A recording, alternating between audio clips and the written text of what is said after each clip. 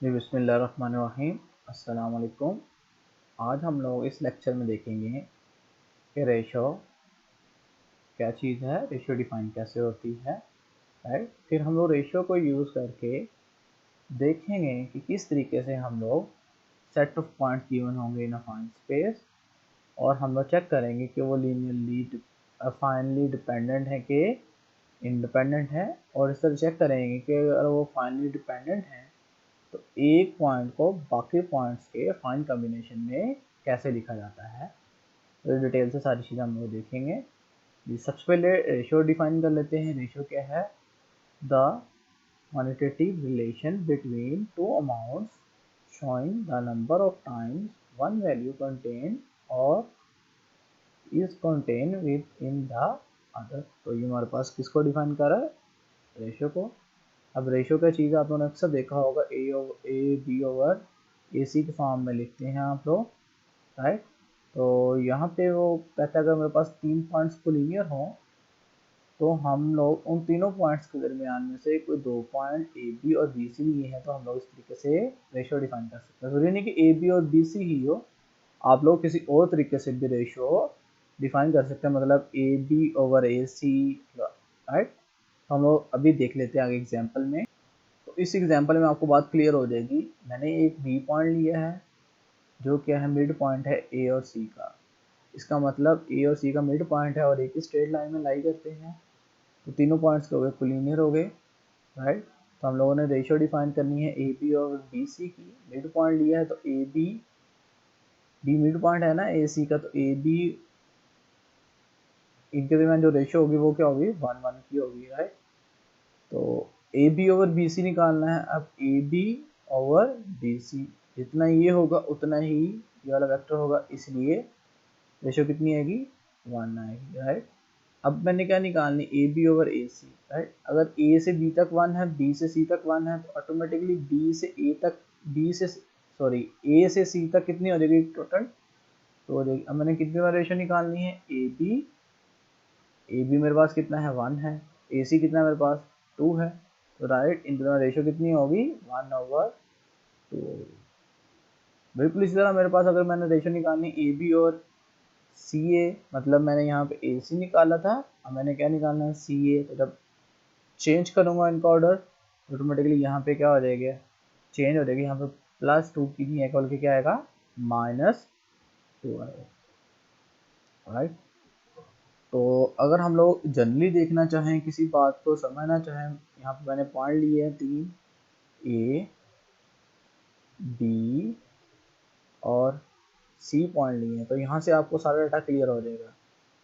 ए point लिया यहाँ पे मैंने, यहाँ पे मैंने बी पॉइंट लिया, यहाँ पे मैंने सी पॉइंट लिया, राइट। अब यहाँ से आपको एक डाटा तो क्लियर हो चुका होगा कि अगर मैं ए बी और ए सी कोई भी 2 पॉइंट लूँ, चाहे ए बी लूँ, चाहे ए सी लूँ, चाहे बी सी लूँ, डजेंट मैटर, दोनों की एक ही रोटेशन होगी, या तो क्लॉकवाइज या एंटी क्लॉकवाइज। तो जो रेशियो होगी, मतलब ए बी और ए सी की, ये दोनों रेशियो क्या है, दोनों क्या है, ये क्लॉक है अगर मेरे पास, तो क्लॉक ऐसे घूमता है, तो ये क्या है, क्लॉकवाइज है यहाँ पे दोनों रेशियो, राइट। तो ए बी ओवर ए सी जो आंसर आएगा वो क्या आएगा, पॉजिटिव आएगा, राइट। लेकिन अगर जैसे यहाँ पे इस केस में है, ए बी क्या है मेरे पास, क्लॉकवाइज, और सी ए मेरे पास क्या है, अपोजिट हो गया, राइट। मतलब सेम नहीं है यहाँ पे। क्लियर होगी बात? इस सेंस में मैं क्लॉकवाइज और एंटी क्लॉकवाइज की बात कर रहा हूँ, राइट। तो ए से सी तक जाना है तो समझ लो कि ए से सी तक ये चलेगा, राइट।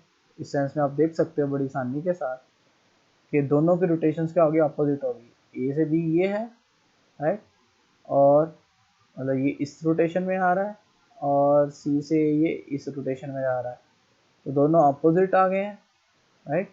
तो इसका आंसर क्या आएगा, नेगेटिव आएगा। अगर दोनों की सेम होती, जैसा ए बी और बी सी, राइट, तो आपके सामने ये मैंने ए बी और बी सी बनाया भी, फिर ए बी और सी ए था, ए बी ये था और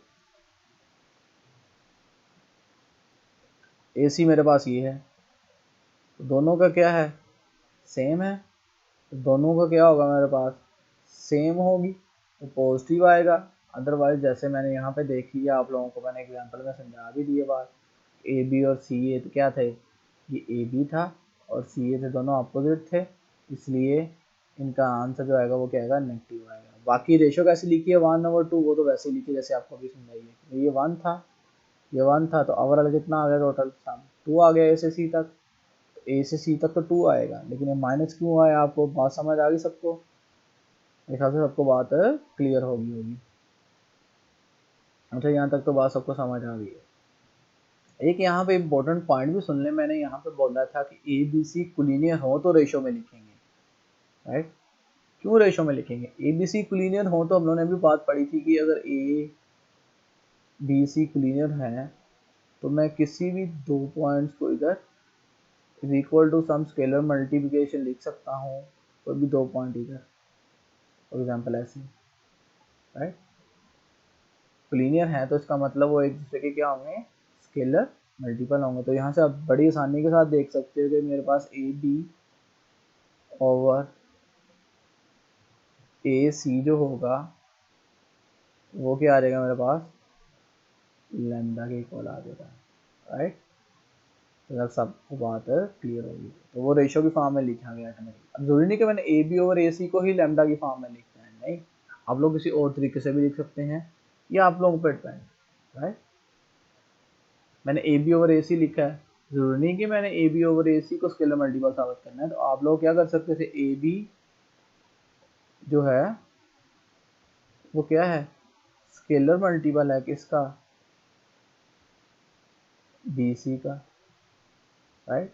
या इस तरीके से आपके पास जो रेशो आनी थी वो किसके दरमियान आनी थी, ए बी ओवर ए सी के दरमियान रेशो आनी थी। जैसे मैंने यहाँ पे 3 पॉइंट लेके आपको डिफरेंट तरह की रेशो लिख के दिखाई हैं, बिल्कुल इसी तरह आप यहाँ से और डिफरेंट रेशो क्या कर सकते हो, लिख सकते हो। लेकिन कब, जब आपके पास क्या होंगे, वो पॉइंट्स क्या होंगे, कोलिनियर होंगे, क्योंकि आपने यहाँ पे बात क्लियर हो चुकी होगी। कोलिनियर होंगे तो वो एक दूसरे के स्केलर मल्टीपल में लिखे जाएंगे वेक्टर्स। तो जब स्केलर मल्टीपल में लिखे जाएंगे तो ऑटोमेटिकली वो किस में आ जाएंगी, रेशो में आ जाएंगे। तो यहाँ तक बात सबको क्लियर होगी। जी ये मेरे पास क्वेश्चन है जी, let A B C be 3 given points in affine space R2, right? R2 मैंने एज अ फाइन स्पेस लिया और उसमें से मैंने 3 पॉइंट लिए हैं। मतलब यहाँ पे जो ओरिजिन होगा वो एज अ फिक्स पॉइंट नहीं होगा, और ये तीनों पॉइंट एज अ पॉइंट ही होंगे। कभी भी तीनों पॉइंट मतलब -2 0 यहाँ पे ये जो पॉइंट होगा, ये point, right, as a vector represent नहीं हो सकता, क्योंकि ये एज अ वेक्टर कहाँ पर रिप्रेजेंट हो सकता है, सिर्फ वेक्टर स्पेस में। वो भी क्यों, क्योंकि वहाँ पे ओरिजिन जो होता है वो फिक्स होता है, राइट? यहाँ पे ओरिजिन फिक्स नहीं है, इसलिए यहाँ पे जो ए है वो एज अ वेक्टर नहीं आएगा, यहाँ पे जस्ट क्या आएगा, वो एज अ एक सिंपल पॉइंट आएगा, राइट? वेक्टर स्पेस में हर पॉइंट एज अ वेक्टर बन जाता है, लेकिन अफाइन स्पेस में हर पॉइंट एज अ वेक्टर नहीं बनता। ये बात क्लियर कर लें, क्योंकि हमने जब फाइन स्पेस पढ़ी थी वहाँ पे भी ये बात डिटेल से डिस्कस की थी, क्योंकि फाइन स्पेस में कोई भी पॉइंट फिक्स नहीं होता। तो यहाँ तक बात सबको क्लियर हो गई, राइट? इस तरह बी और सी बी पॉइंट्स हैं, 3 वेक्टर्स नहीं है। 3 पॉइंट्स लिए मैंने फाइन स्पेस के, मैंने चेक करना है कि ये फाइन स्पेस के पॉइंट्स कोलिनियर हैं कि नहीं है। कोलिनियर का मतलब क्या होगा, तीनों पॉइंट्स एक ही लाइन में लाई करते हैं कि नहीं करते। पहली बात तो ये मैंने डिस्कस करनी होगी, राइट? दूसरा मैंने ये देखना है कि इन अगर तो कोलिनियर हैं, मैंने प्रूव करना है कोलिनियर होंगे। दूसरा मैंने ये इनकी रेशो निकालनी है, A B over B C ratio. तीसरा मैंने क्या कंप्यूट करना है, बी को एज अ फाइन कॉम्बिनेशन लिखना है किसके, ए और बी के, राइट? और चौथा मैंने साबित करना है कि ए बी सी क्या है, ये सेट ऑफ पॉइंट्स क्या है, लीनियरली सॉरी अफाइन डिपेंडेंट है। लीनियर डिपेंडेंट नहीं बल्कि क्या प्रूव करना है, अफाइन डिपेंडेंट, राइट? तो ये सारे डाटा मैंने प्रूव करना है 1 1। तो A B C points linear, सबसे पहले मैं साबित करूंगा ये क्या है, कोलिनियर हैं, राइट? उनको साबित करने के लिए देखिएगा ज़रा जी, मेरे पास ए बी सी तो पॉइंट होंगे, लेकिन आपको पता है कि फाइन स्पेस में कोई भी 2 पॉइंट्स होते हैं वो वेक्टर स्पेस के किसी न किसी एक वेक्टर से क्या होते हैं, एसोसिएट होते हैं। तो यहाँ पे ए और बी जो 2 पॉइंट्स थे वो इस वेक्टर के साथ क्या होंगे, एसोसिएट होंगे, जिसको यहाँ पे मैंने रिप्रेजेंट किया है। इसी तरह मैंने ए और सी जो 2 पॉइंट होंगे वो किस वेक्टर के साथ एसोसिएट होंगे, ए और सी के साथ, राइट। तो अफाइन स्पेस में हम लोग कैसे चेक करेंगे कि गिवन वेक्टर्स कोलिनियर हैं कि नहीं है, राइट। तो वो भी वाला तरीकाकार होगा कि मैंने यहाँ पे पहले बात क्लियर कर लें कि अफाइन स्पेस में और पॉइंट्स कैसे चेक करेंगे कि पैरेललिज्म का कॉन्सेप्ट कैसे डिस्कस किया जाएगा। यहाँ पे ये पॉइंट ए था, राइट, ये पॉइंट क्या यहाँ पे बी है। तो ए और बी एसोसिएट होंगे किसके साथ, ये जो 2 पॉइंट्स हैं ये दोनों के दोनों पॉइंट्स एसोसिएट हैं एक वेक्टर के साथ। कौन सा वेक्टर, वो कहाँ पे है वेक्टर, बेसिकली वेक्टर स्पेस में। तो ये बी एसोसिएट हो गए यहाँ पे, और ये क्या है, एसोसिएट ए है। इस तरह जो थर्ड पॉइंट था सी, राइट, यहाँ पे थर्ड पॉइंट है सी। ए और सी भी 2 पॉइंट्स के साथ एसोसिएट होंगे, ए सी के साथ है, सी यहाँ पे पॉइंट के साथ एसोसिएट है। तो ये ए और सी इस वेक्टर के साथ क्या है, एसोसिएट है, राइट। अभी ए बी और ए सी वेक्टर अगर पैरेलल होंगे तो ऑटोमेटिकली इसका मतलब क्या हुआ कि जो ए बी सी जिसके साथ एसोसिएट थे वो तीनों के तीनों किसके साथ, कहाँ पे लाई करते हैं, एक ही लाइन में लाई करते हैं, राइट। तो ये कॉन्सेप्ट जरा गौर से सुन लीजिएगा। क्या कहा मैंने, ए और बी जिनके साथ एसोसिएट है वो एक वेक्टर आया, ए और सी जिनके साथ एसोसिएट थे वो एक वेक्टर आया। अगर ए बी और ए सी क्या हो गए, पैरेलल हो गए। क्या कह रहा हूं मैं, अगर ए सी, ये मेरे पास ए बी है, राइट, और ये मेरे पास क्या है, ए और सी है। अगर ये दोनों पैरेलल हो जाते हैं इसका मतलब क्या हुआ कि यहाँ पे ए एसोसिएट था, यहाँ पे बी था और ये सी था। और ए बी सी जिनके साथ एसोसिएट हैं वो क्या है, एक पैरेलल लाइन है, राइट। और वो लाइन कहाँ से पास करेगी, मस्ट पास थ्रू ओरिजिन। यहाँ पे हम लोग एग्जैक्टली उसको बना के देख लेते हैं। This is point A, this is point B, this is point C, right. और this is A, this is B, this is C, right. For example A यहाँ पर रीजन के साथ एसोसिएट है, राइट, यहाँ पे बी एसोसिएट है, right, यहाँ पे सी एसोसिएट है। और ए बी किसके साथ एसोसिएट होगा, एक वेक्टर के साथ। इस तरह ए सी किस वेक्टर के साथ एसोसिएट होगा, ये वाले वेक्टर के साथ। और अगर ये दोनों पैरेलल आ जाए तो इसका मतलब तीनों पॉइंट जिनके साथ एसोसिएट है वो कोलिनियर है। तो ऑटोमेटिकली यहाँ पे जो पॉइंट होंगे ए बी सी वो भी क्या हो जाएंगे, कोलिनियर हो जाएंगे। इस तरीके से हम लोग उनकी कोलिनियरिटी चेक करते हैं इसमें, अफाइन स्पेस में, राइट। तो बात सबको क्लियर होगी। तो यही काम करने के लिए अब जाहिर बात है, मैंने ए और बी जिसके साथ एसोसिएट थे वो वेक्टर क्या है, 1 1। इस तरह ए और सी जिसके साथ एसोसिएट थे वो क्या था, वेक्टर 3 3। अगर मैं साबित कर दूं कि ए बी और ए सी क्या है, पैरेलल हैं, इसका मतलब क्या हुआ कि ए बी सी पैरेलल होने का मतलब क्या होगा कि जिसके साथ ए बी सी एसोसिएट थे वो तीनों के तीनों 3 पॉइंट से ए बी और ए सी, उनसे 2 वेक्टर बने और वो दोनों वेक्टर्स के यहाँ पैरेलल हैं। पैरेलल होने का मतलब क्या है कि वो एक ही लाइन के साथ एसोसिएट है, तो ऑटोमेटिकली तीनों पॉइंट्स क्या हो जाएंगे, कोलिनियर हो जाएंगे, राइट। तो इस तरीके से ये बेसिकली ज्योमेट्रिकल कॉन्सेप्ट क्या है वो आपको क्लियर होगी बात। और वैसे चेक कैसे करते हैं वो यहाँ पे आपको पता लग जाएगा। ए सी किसका बराबर है, 3 ए बी के, राइट, क्योंकि आपको पता है यहाँ पे 3 कॉमन आ जाएगा तो क्या बचेगा, 1 1। ए सी किसका बराबर आ गया, 3 ए बी के। इसका मतलब क्या हो गया, ए सी पैरेलल हो गया किसके, ए बी के, राइट, वेक्टर स्पेस में। ऑटोमेटिकली जब 2 वेक्टर्स पैरेलल हो जाते हैं और उनका कोई एक पॉइंट कॉमन भी होता है तो वो तीनों पॉइंट क्या हो जाते हैं, ऑटोमेटिकली कोलिनियर हो जाते हैं। तो ए बी सी क्या हो गए, कोलिनियर हो गए। कैसे कोलिनियर हो गए, इसका बेसिक कॉन्सेप्ट क्या है, मैंने आपको अफाइन स्पेस और वेक्टर स्पेस के साथ लिंक करके बना के अभी दिखा दिया है। आप लोगों को बात क्लियर होगी। इसका मतलब क्या हुआ कि ए बी सी जो यहाँ पे लाई कर रहे थे किसके अंदर पॉइंट, अफाइन स्पेस के अंदर ए बी और सी जो लाई कर रहे थे एक अफाइन स्पेस के अंदर, वो किसके अंदर लाई करेंगे, एक लाइन के अंदर लाई करेंगे, राइट। यहाँ तक बात सबको क्लियर हो गई, राइट। तो यहाँ तक बात, क्योंकि यहाँ पे जो अगर एक लाइन के अंदर लाई करेंगे तभी तो वहाँ पे वो एक लाइन के साथ क्या होंगे, एसोसिएट होंगे, और वो लाइन कहाँ से पास करेगी, ओरिजिन के साथ। तो यहाँ तक बात सबको समझ आ गई होगी। अगर ये एक ही लाइन पे लाई करेंगे तो ये लाइन पूरी पूरी इसी लाइन के साथ क्या होगी, एसोसिएट होगी, जो कहाँ से पास कर रही होगी, ओरिजिन से, राइट।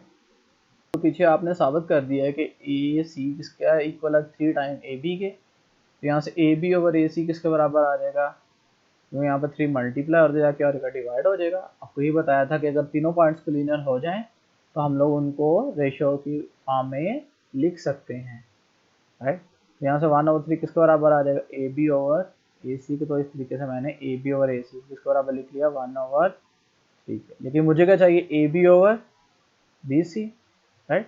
तो लेकिन मुझे पता लग गया ए बी ओवर ए सी किसके बराबर है, 1/3। अगर मैंने पॉइंट लिया ए बी और सी, तो बी बेसिकली ए और बी कितना है, 1 है, ए और सी कितना 3 है, इसका मतलब 1 तो ये है। इसका मतलब टोटल कितने टुकड़े होंगे, 3। कैसे, ए बी और सी तक, ए से सी तक के कितने टुकड़े होंगे, 3 टुकड़े होंगे। जो पहला टुकड़ा होगा ए से बी तक वो 1 हो जाएगा, राइट। और ए से सी तक टोटल कितने हैं, टोटल 3 हो जाएंगे, 1 2 3, राइट। जब टोटल 3 हो जाएंगे तो बी से सी तक कितने टुकड़े रह जाएंगे, बाकी 2 टुकड़े रह जाएंगे, राइट। तो इसी तरह फिर ए बी और बी सी के दरमियान रेशो कितनी होगी, 1/2। तो आपको यहाँ से बात समझ आ गई कि 1/3 से मैंने 1/2 रेशो फॉर्म में कैसे लिख दिया। जैसे हम लोगों ने पीछे एग्जाम्पल में, इससे पिछली जो हमारे पास वीडियो थी उसमें हम लोगों ने एग्जाम्पल्स में देखा भी था, राइट। क्योंकि इसी एग्जाम्पल में, इसी वीडियो में देखा था, इससे पिछली में नहीं, इसी हम लोगों ने वीडियो में नोट किया था ये चीज़, राइट। यहाँ तो बात समझ आ गई, A B over B C किसके बराबर आ गया, 1/2 के बराबर आ गया। अब थर्ड वन पार्ट क्या था, मैंने प्रूव करना है कि जो बी है वो एज अ लीनियर कॉम्बिनेशन लिखा जाना है किसके, ए और सी के। तो ये एक इम्पोर्टेंट नोट सुन लें कि अगर A M over M B is equal to, अगर बराबर आ जाए अल्फा ओवर 1 माइनस अल्फा के, राइट। तो M as a affine combination लिखा जाता है 1 minus alpha into A plus alpha into B, right. तो यहाँ पे समझ लें, यहाँ पे जो एम के तौर पे वो क्या आ रहा है, बी आ रहा है। तो मैंने यहाँ पे बी को फाइन कॉम्बिनेशन किस में लिखना है, ए और सी के। तो ये चीज़ मेरे पास ऑटोमेटिकली क्या हो जाएगी, अल्फ़ा ओवर 1 माइनस अल्फ़ा। तो यहाँ से मैंने इसको 1 और 2 के बराबर रख के यहाँ से मैंने अल्फ़ा की वैल्यू निकाल ली। तो अल्फ़ा की वैल्यू क्या है मेरे पास, 1/3, 1 माइनस 1/3, राइट। ए क्या है यहाँ पे मेरे पास -20, अल्फ़ा क्या है मेरे पास 1/3, और सी क्या है यहाँ पे मेरे पास 1/3, राइट। अब मैं इसको सिंप्लीफाई करना चाहूँ तो कैसे करूँगा, आपके सामने है कि मैं इसको 3 माइनस 1 2/3 -20 प्लस 1/3 1/3, राइट। तो B as affine combination लिखा गया है किसके, ए इंटू एंड सी के, राइट। यहाँ से हम लोगों ने इसको वेरीफाई भी कर लिया है, मैंने इसको अंदर मल्टीप्लाई करवाया था, -4/3 1/3 एंड 1। जब मैंने इनको ऐड किया तो -1 और 1 आ गया। तो मैंने वेरीफाई करके भी दिखा दिया कि वाकई इन को लिखने से वो बी बन जाता है। तो B as affine combination लिखा गया किसके, ए और सी के। इसको फाइन कॉम्बिनेशन क्यों कह रहे हैं, यहाँ तक बात सबको क्लियर होगी। क्योंकि यहाँ पे बी फाइन कॉम्बिनेशन क्यों है, क्योंकि यहाँ पे बी ये अल्फ़ा 1 इसको अगर कहें, ए प्लस अल्फ़ा 2 इंटू सी की फॉर्म में लिखा गया है। और यहाँ पे आपको पता है अल्फ़ा 2 और अल्फ़ा 1 का जो सम है वो एग्जैक्टली किसके बराबर है, 1 के बराबर है। तो ये लीनियर कॉम्बिनेशन तो है ही है, तो ऑटोमेटिकली क्या हो जाएंगे, ये फाइन कॉम्बिनेशन बन जाएगा। तो B as affine combination लिखा गया किसके, ए और सी के। तो ऑटोमेटिकली यहाँ तक बात सबको क्लियर होगी। ये पीछे मैंने अभी प्रूव किया, B as affine combination लिखा गया किसके, ए और सी के। तो यहाँ पे बी प्लस हो रहा था, क्या हो जाएगा, माइनस हो जाएगा। तो ये चीज़ आ जाएगी कि नहीं आ जाएगी मेरे पास, तो ये ए बी सी किसके बराबर आ गया, 0 के बराबर आ गया। यहाँ पे अल्फा 1 क्या है 2/3, अल्फा 2 के यहाँ पे -1 और अल्फा 3 के यहाँ पे 1/3। अब आप इन तीनों का सम करें तो वो क्या आता है 0 आता है, और कम से कम एक अल्फा ही क्या आना चाहिए था, नॉन जीरो आना चाहिए था।